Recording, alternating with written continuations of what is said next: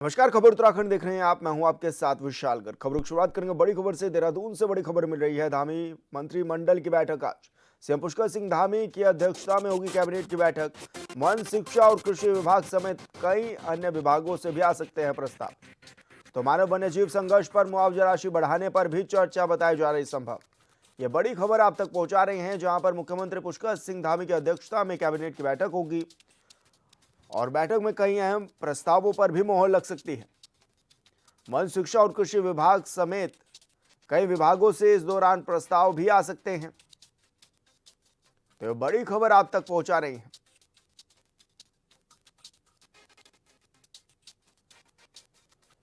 तो धामी मंत्रिमंडल की बैठक है आज और ऐसे में बताया जा रहा है कि कई अहम प्रस्तावों पर इस दौरान मोहर भी लग सकती है। तो कई विभागों से प्रस्ताव भी इसमें शामिल होंगे, जिन पर चर्चा होगी और उसके बाद उन पर मोहर भी लगाई जाएगी। इस दौरान मानव वन्यजीव संघर्ष पर मुआवजा राशि बढ़ाने पर भी चर्चा संभव बताई जा रही है। तो धामी मंत्रिमंडल की बैठक होगी आज, देहरादून में बैठक होगी और काफी खास इस बैठक को माना जा रहा है। सीएम पुष्कर सिंह धामी की अध्यक्षता में बैठक होगी और इस दौरान कई विभागों से प्रस्ताव आ सकते हैं और यह भी बताया जा रहा है कि कई अहम प्रस्तावों पर मोहर भी लग सकती है। मानव वन्यजीव संघर्ष जो लगातार उत्तराखंड में बढ़ा, उस पर भी मुआवजा राशि बढ़ाने पर भी चर्चा संभव बताई जा रही है।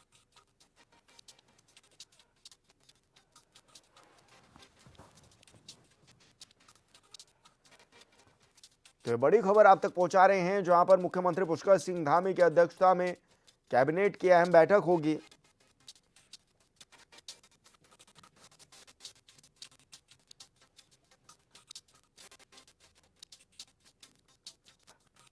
और संवाददाता योगेश आर्य हमारे साथ फोन लाइन पर जुड़ गए हैं। योगेश, क्या कुछ जानकारी मिल रही है, किस तरह की तैयारियां भी रही और क्या कुछ प्रस्ताव जो है कैबिनेट में आ सकते हैं?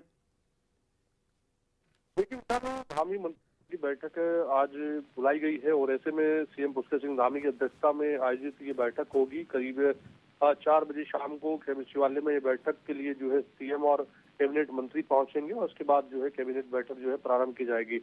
ऐसे में जिस तरह से माना जा रहा है कि वन विभाग, शिक्षा विभाग, कृषि विभाग सहित अन्य कई विभागों से जो है आज प्रस्ताव आने की उम्मीद जो है वो जताई जा रही है और इसी के साथ साथ कई विभागों के पदों को भी सर्जित करने के लिए जो है प्रस्ताव लाए जा सकते हैं।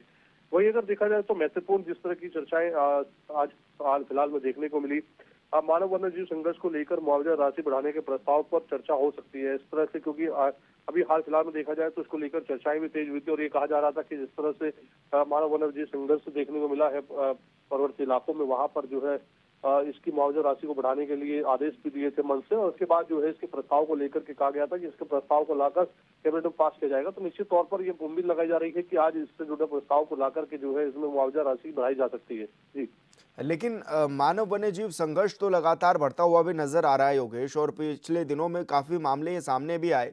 तो ऐसे में क्या इसको लेकर भी चर्चा है कि किस तरह इनको कम किया जा सके, किस तरह फोर्स का जो बढ़ाया जा सके वहां पर क्षेत्रों में, और कैसी और रणनीति इसमें बनाई जा सकती है?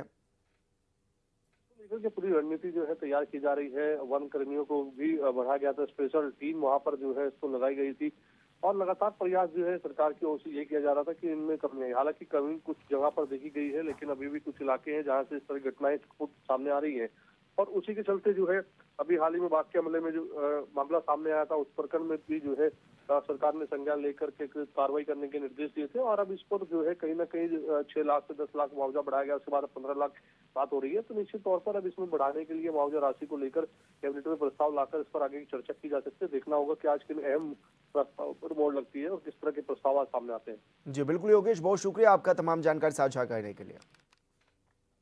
और पिथौरागढ़ से बड़ी खबर मिल रही है। बैरीनाग क्षेत्र में दर्दनाक सड़क हादसा, कार अनियंत्रित होकर गहरी खाई में जा गिरी। कार सवार 2 महिलाओं की मौके पर ही मौत, कार चालक हादसे में गंभीर रूप से घायल।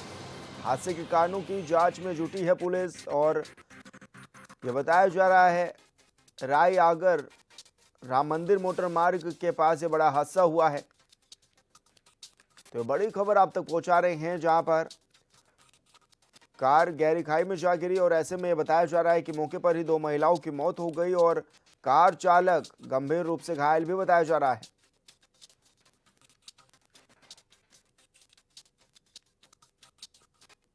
मकर संक्रांति पर बागेश्वर में उत्तरायणी मेले का आगाज हुआ है, जिसमें केंद्रीय मंत्री अजय टमटा, पूर्व सीएम हरीश रावत समेत तमाम दिग्गज नेता इसमें शामिल हुए। इस मौके पर सांस्कृतिक कार्यक्रमों का भी आयोजन किया गया है। उत्तरायणी मेले में दूर दराज से गांव से लोग शामिल होने के लिए बागेश्वर पहुंचते हुए भी नजर आए। बता दें कि मकर संक्रांति पर सरयू के पावन तट पर हजारों श्रद्धालु आस्था की डुबकी लगाते हैं। साल 1921 में इसी मेले ने ऐतिहासिक दिशा भी बदल दी थी। ब्रिटिश शासन के दौरान जबरन श्रम यानी कुली बेगार प्रथा के खिलाफ पहाड़ के लोगों ने यहीं से आंदोलन की शुरुआत की थी। संचार के साधन न होने के दौर में भी उत्तरायणी ही जनसंवाद का सबसे बड़ा मंच था। यहीं लोगों ने अपने औजार त्याग कर अंग्रेजी हुकूमत को चुनौती दी और कुली बेगार जैसी अमानवीय प्रथा का अंत भी किया।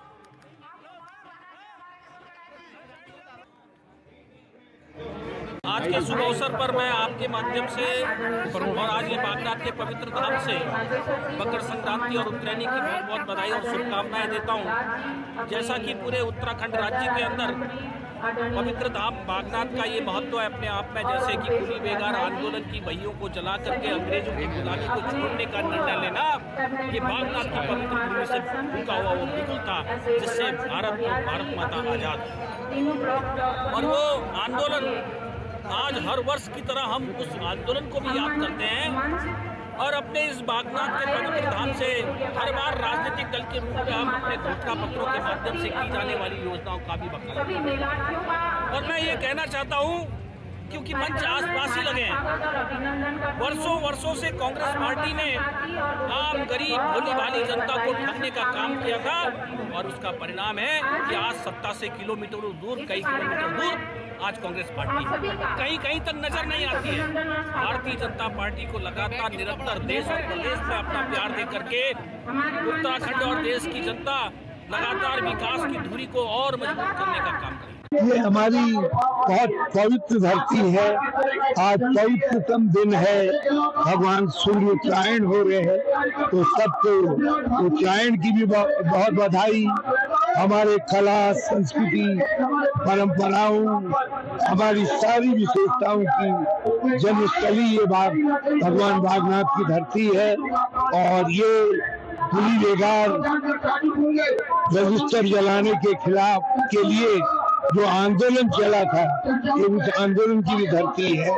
तो मैं इस धरती से सारे उत्तराखंड वासियों को उत्तरायण की बहुत बहुत बधाई देता हूँ और लोहड़ी के त्योहार की भी बहुत बधाई देता हूँ। संगठन में अभी संगठन सृजन का कार्यक्रम चला है और केंद्र के तमाम निर्देशों के साथ साथ राज्य में जो आवश्यक छोटे स्तर पर जो और मजबूती के साथ संगठन को चुस्त दुरुस्त करना है, हम उसका ध्यान रख रहे हैं। सब लोग, हमारे सभी नेता लोग, हम लोग सब मिलजुल कर इस काम में लगे हुए हैं और अगले आने वाले 1-2 महीने में हम संगठन को चुस्त दुरुस्त करके और चुनाव की ओर आगे बढ़ेंगे।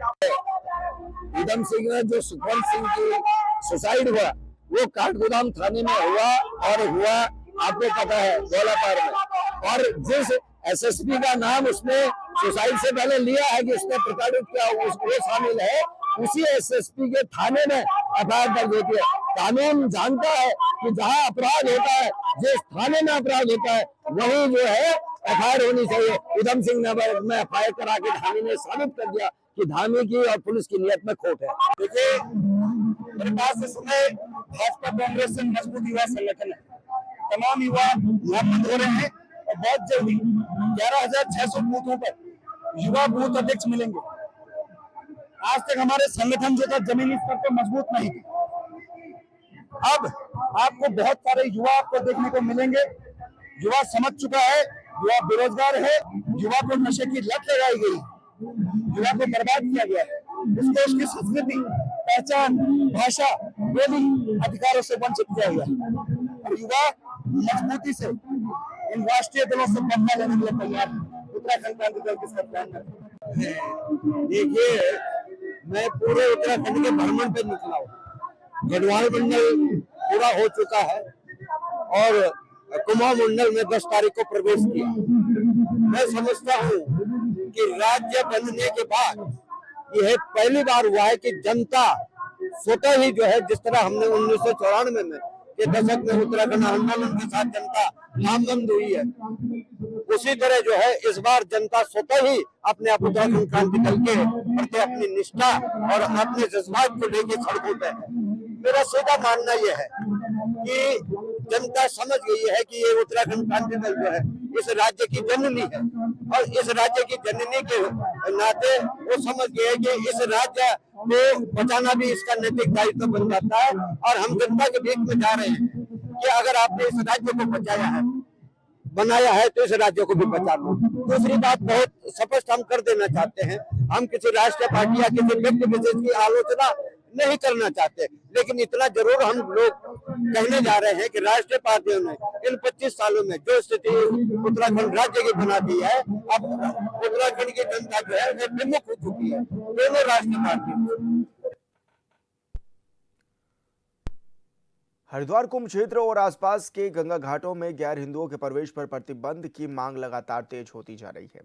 ऐसे में श्री गंगा सभा के अध्यक्ष नितिन गौतम ने स्पष्ट शब्दों में कहा है कि अगर अहिंदू प्रवेश निषेध की भी बात की जा रही है तो वो किसी एक संस्थान तक सीमित नहीं है और कोई भी अहिंदू व्यक्ति कुंभ क्षेत्र और हर की पौड़ी में प्रवेश ना करे। उन्होंने कहा कि सनातन परंपरा मां गंगा की धार्मिक अस्मिता और हर की पौड़ी की पवित्र व्यवस्था सर्वोपरि है। इसके अलावा उन्होंने हाल ही में हुई घटना का भी जिक्र करते हुए कहा कि कुछ लोग भेष बदल कर क्षेत्र में प्रवेश कर माहौल खराब करने का प्रयास कर रहे हैं।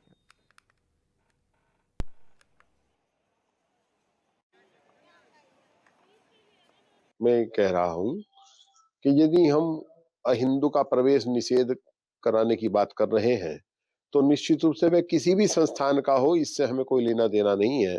किसी भी संस्थान का हो, किसी सरकारी महकमे का हो, कोई भी व्यक्ति उस क्षेत्र में प्रवेश ना करे।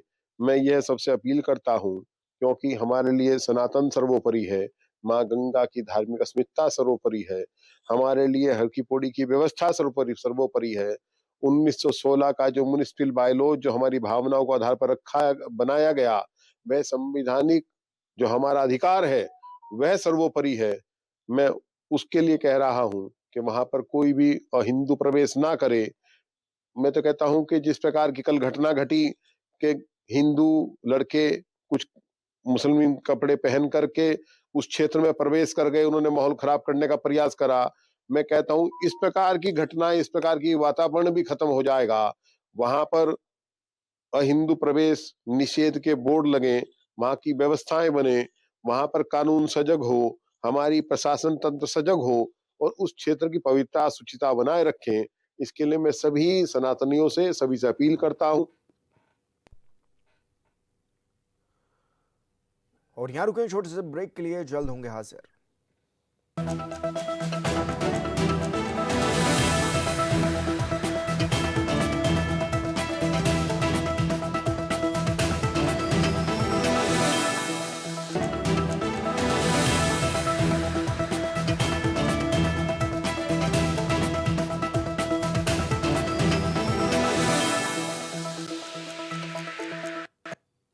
ब्रेक के बाद स्वागत है आपका। खबरों में आगे बढ़ेंगे। चमोली जिले के वान गांव की 24 वर्षीय धाविका भागीरथी बिष्ट ने कर्नाटक के मंगलुरु में आयोजित 85वें all India inter university athletic championship 2025-26 में हाफ मैराथन में स्वर्ण पदक जीता है।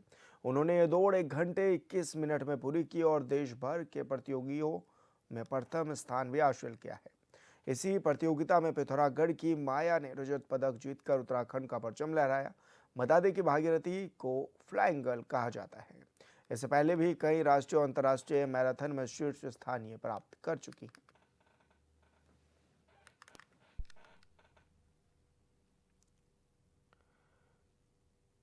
मकर संक्रांति के पावन पर्व पर हर की पौड़ी समेत सभी गंगा घाटों पर श्रद्धालुओं की भारी भीड़ उमड़ पड़ी। ऐसे में हर हर गंगे और हर हर महादेव के जयघोष के बीच श्रद्धालुओं ने गंगा स्नान कर दान पुण्य भी किया। बता दें कि पवित्र स्नान करने श्रद्धालु देश के विभिन्न राज्यों उत्तर प्रदेश, दिल्ली, पंजाब, हरियाणा समेत दूर दराज से पहुंचते हैं। मान्यता के अनुसार मकर संक्रांति पर गंगा स्नान, सूर्य को जल अर्पण और खिचड़ी, तिल, गुड़ और गर्म वस्तुओं का दान विशेष फलदायी माना जाता है।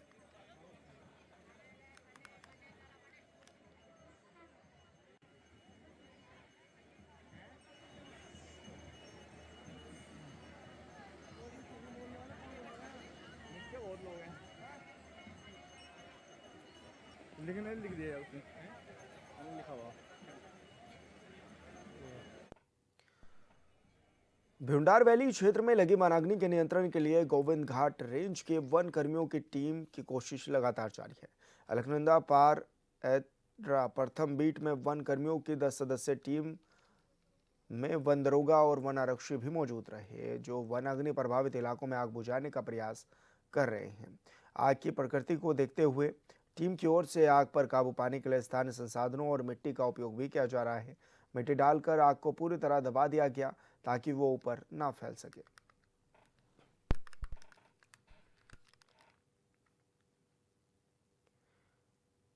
अगले साल उत्तराखंड में विधानसभा का चुनाव होगा, जिसकी तैयारियां तेज हैं। राज्य की जनता 2027 में किसका साथ देगी, ये तो वक्त के साथ ही पता चलेगा। लेकिन डबल इंजन सरकार के मुखिया जीत का दावा कर रहे हैं, जिस पर विपक्ष भी तंज कस रहा है। देवभूमि उत्तराखंड में 2017 से ही बीजेपी की डबल इंजन वाली सरकार है और पार्टी तीसरी बार सरकार बनाने का दावा कर रही है। खटीमा में जनसभा को संबोधित करते हुए मुख्यमंत्री धामी ने कहा कि तेज गति से विकास कार्य देख कांग्रेस पार्टी की नींद उड़ गई है।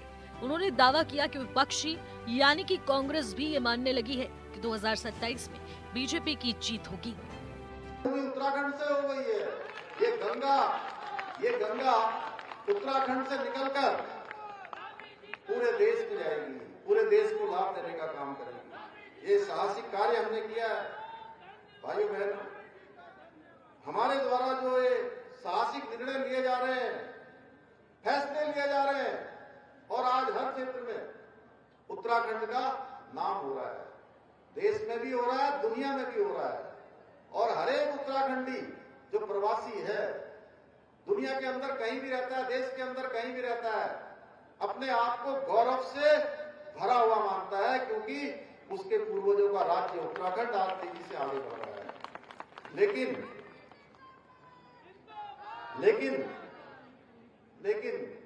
कांग्रेस के लोगों की हमारे इन सब कामों के कारण से नींद उड़ी हुई है। उनको नींद नहीं आ रही है।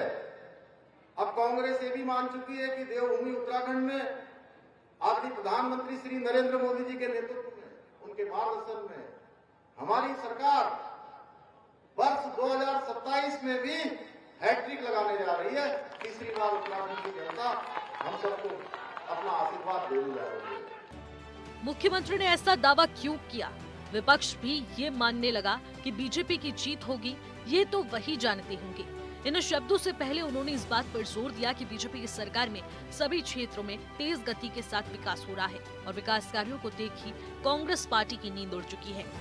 जनसभा को बड़ी उपलब्धियों का जिक्र कर राज्यवासियों को भरोसा भी दिलाया गया कि जनहित के मुद्दों पर सरकार पूरी तरह से गंभीर है।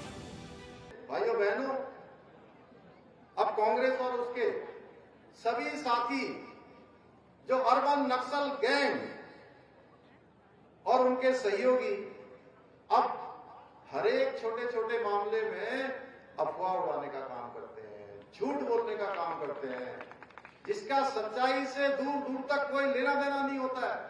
जनता में भ्रम फैलाने का काम करते हैं, फैब्रिकेटेड न्यूज़ चलाते हैं, टूल किट बनाकर लोगों को भरमाने का काम करते हैं भाइयों बहनों। और हमारी सरकार के खिलाफ कोई षड्यंत्र करने में पीछे नहीं रहते हैं, षड्यंत्र करने में जुट गए हैं। यही कारण है कि आप लोगों ने देखा होगा पिछले दिनों कुछ आंदोलन हुए और उन आंदोलनों में कश्मीर और जेएनयू में, जवाहरलाल नेहरू यूनिवर्सिटी में जो अलगाववादी ताकतों द्वारा जो नारे लगाए जाते थे, टुकड़े टुकड़े गैंग के लोग वो देवभूमि में भी नारे लगाने उन्होंने शुरू कर दिए हैं। मुख्यमंत्री के दावों पर कांग्रेस के प्रवक्ता ने पलटवार किया। प्रदेश प्रवक्ता शिषपाल सिंह बिष्ट ने कहा कि अगर सीएम को ऐसा लगता है तो मुख्यमंत्री को सपनों से बाहर आने की जरूरत है, क्योंकि प्रदेश की जनता 2027 में बदलाव को लेकर तैयार है। इसके पीछे की वजह 2017 से अब तक विकास कार्य ना के बराबर होना है। उद्योग पहाड़ नहीं चढ़ रहा है, रोजगार के लिए युवा ठोकरें खा रहे हैं। मुख्यमंत्री पुष्कर सिंह धामी अगर ये कह रहे हैं कि 2027 के विधानसभा चुनाव से पहले ही कांग्रेस ने हार मान ली है, तो ये उनकी गलतफहमी है। उन्हें सपने से बाहर आना चाहिए और हकीकत देखनी चाहिए।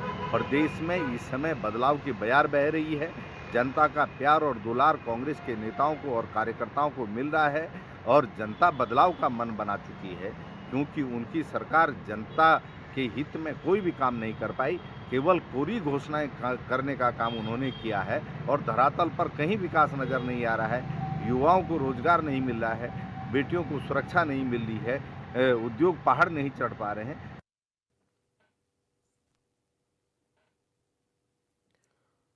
और खबर उत्तराखंड में मेरे साथ इतना ही। आप देखते रहिए चैनल 24/7। नमस्कार।